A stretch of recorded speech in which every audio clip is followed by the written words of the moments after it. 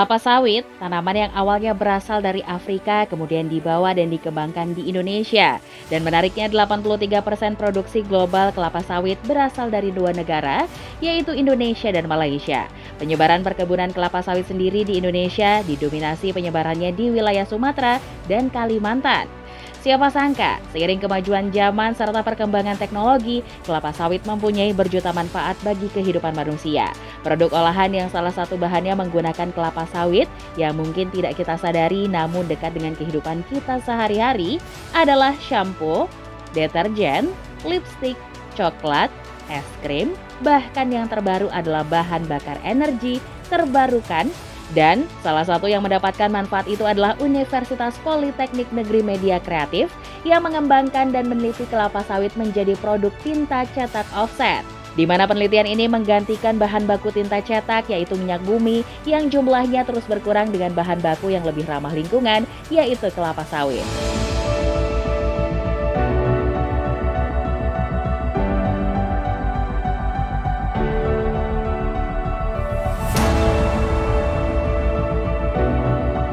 Di tahun 2020, saya sebagai ketua peneliti dan beberapa tim peneliti, dosen dan mahasiswa mendapatkan pendanaan dari Badan Pengelola Dana Perkebunan Kelapa Sawit atau BPDPKS pada program Grand Risen Sawit tahun 2020 dengan judul penelitian sintesis dan aplikasi green varnish berbahan minyak sawit pada tinta cetak offset litografi.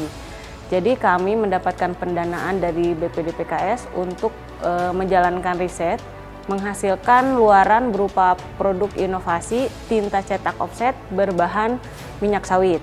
Minyak sawit ini sebagai pengganti dari minyak bumi yang selama ini digunakan sebagai solvent atau pelarut pada tinta cetak offset.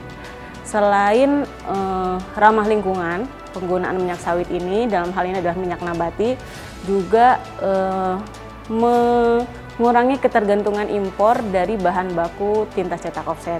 Karena sampai saat ini sebagian besar bahan baku tinta cetak itu impor, sehingga dengan pemanfaatan minyak sawit dalam tinta cetak ini membantu untuk mengurangi ketergantungan impor dalam industri grafika atau industri tinta cetak.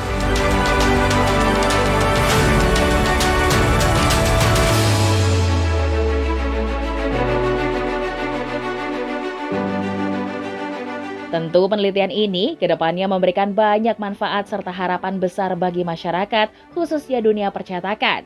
Kualitas tinta yang baik, bahan baku yang mudah didapat, serta produksi yang lebih ekonomis harus menjadi alasan yang kuat untuk tinta cetak offset ini diproduksi secara massal ke depannya.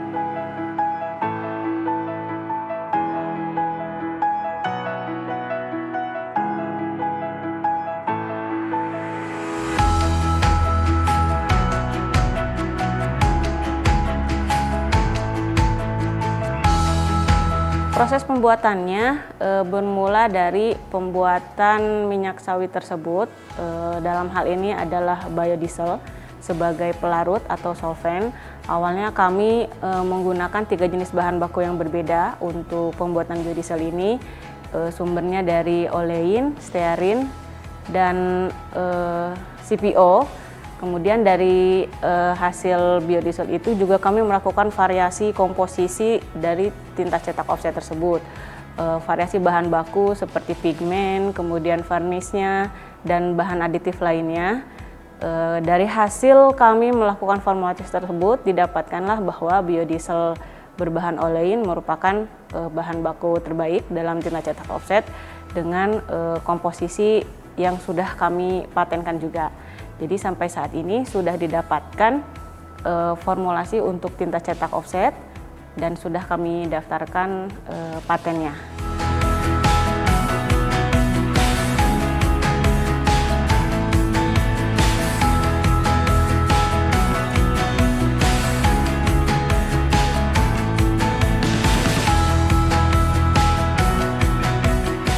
Harapannya tentu penelitian ini bisa sampai ke masyarakat, bisa sampai ke pasar, masyarakat bisa memanfaatkan secara langsung karena memang pengguna tinta cetak ini adalah industri cetak dan harapannya nanti produk akhir dari produk cetak menggunakan tinta sawit ini juga bisa dirasakan langsung oleh masyarakat. Terima kasih kami ucapkan kepada Badan Pengelola Dana Perkebunan Kelapa Sawit BPDPKS, karena dengan pendanaan riset dari BPDP itu menjadi langkah awal kami untuk melakukan pengembangan dalam bidang industri grafika.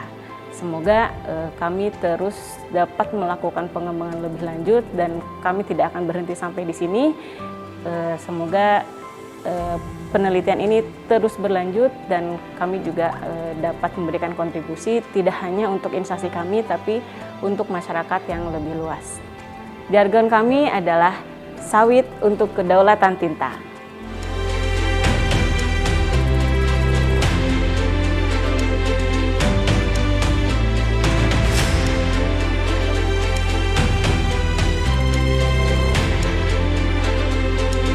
Walau perkembangan teknologi sudah serba digital, namun potensi bisnis dalam produk cetak packaging suatu produk mulai dari produk makanan, barang elektronik, hingga packaging kosmetik masih terbuka lebar dan belum tergantikan hingga saat ini. Tentu ini menjadi harapan besar dan semoga harapan untuk bisa menjadi produk tinta yang dapat bersaing di industri dapat tercapai secepatnya.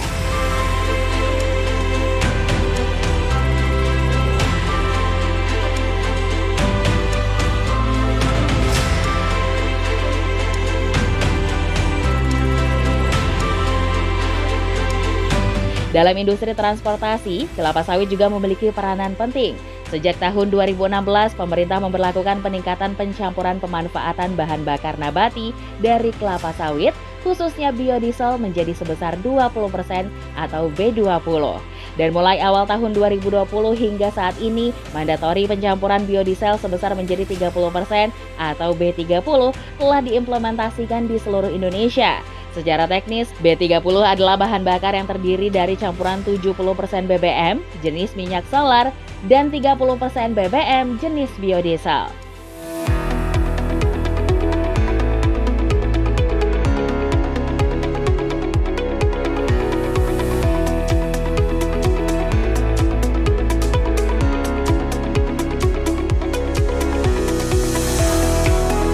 Guna mendukung program percepatan hilirisasi, berbagai langkah dilakukan pemerintah, salah satunya dengan menjadikan kelapa sawit sebagai industri prioritas dan menyediakan insentif pengurangan pajak dalam PP nomor 62 tahun 2008. Dan turut mendukung percepatan hilirisasi industri sawit, Kementerian Koperasi dan Usaha Kecil dan Menengah Republik Indonesia juga melakukan strategi-strategi khusus.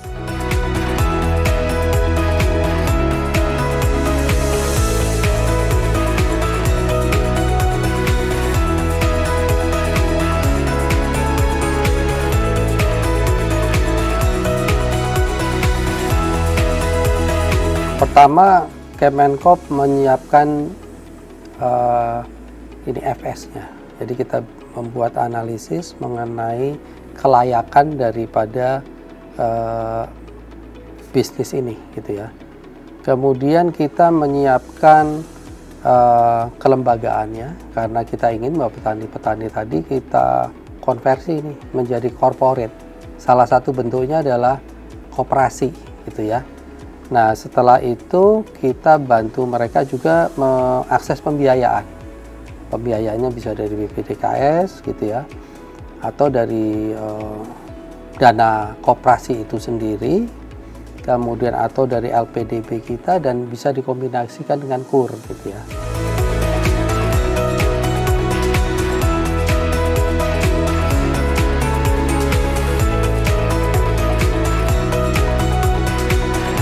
Dampak hilirisasi kelapa sawit juga dirasakan anak-anak para petani kelapa sawit di seluruh Indonesia. Dengan program beasiswa yang diberikan oleh BPDPKS atau Badan Pengelola Dana Perkebunan Kelapa Sawit, sehingga diharapkan anak-anak para petani kelapa sawit kelak dapat terus mengembangkan perkebunan sawit miliknya dan mengembangkan industri kelapa sawit nasional.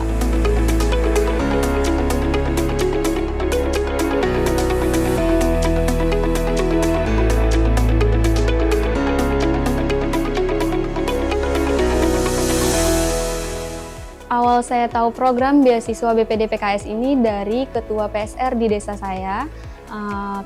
Kebetulan beliau memberitahu kepada orang tua saya bahwa ada beasiswa program BPD PKS dari Ditjenbun. Kemudian di sana saya lihat persyaratan apa saja yang ada di dalam beasiswa tersebut. Awalnya saya ragu karena beasiswa ini memfasilitasi full dalam beasiswanya. Ketertarikan saya untuk di program studi ini karena background saya memang dari lingkungan di perkebunan kelapa sawit, dan awalnya saya tidak tahu ya program studi yang saya ambil ini menjurus kemana seperti itu. Nah, karena saya diarahkan orang tua saya untuk mendaftar beasiswa tersebut, dan saya tahu bahwa perkebunan kelapa sawit ini menjanjikan untuk kedepannya.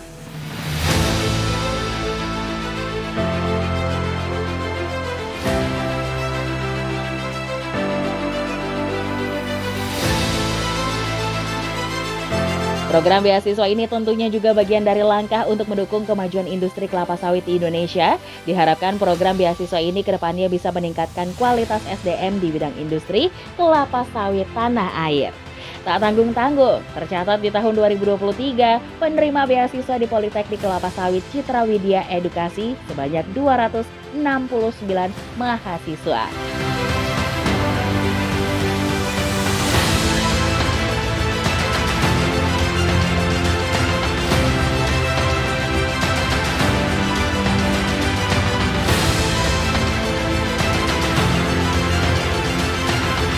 Di Politeknik Kelapa Sawit ini kita menyelenggarakan 3 program studi Diploma 3.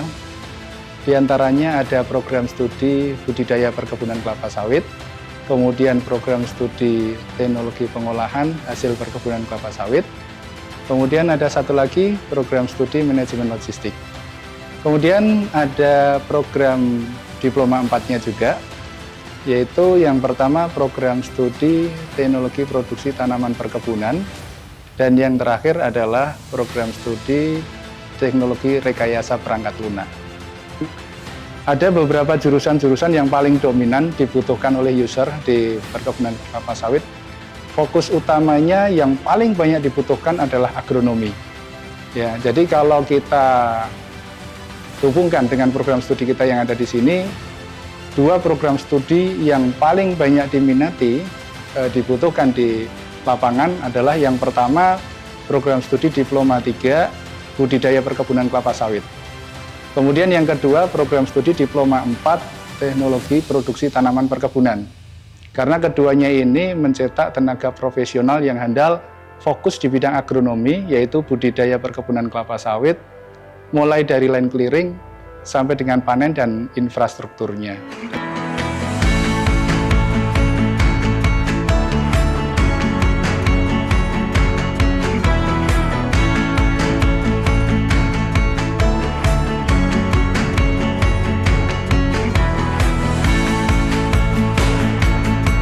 Berterima kasih kepada Badan Pengelola Perkebunan Kelapa Sawit karena sudah memberikan program beasiswa kepada kami sebagai mahasiswa ataupun anak dari seorang petani kelapa sawit.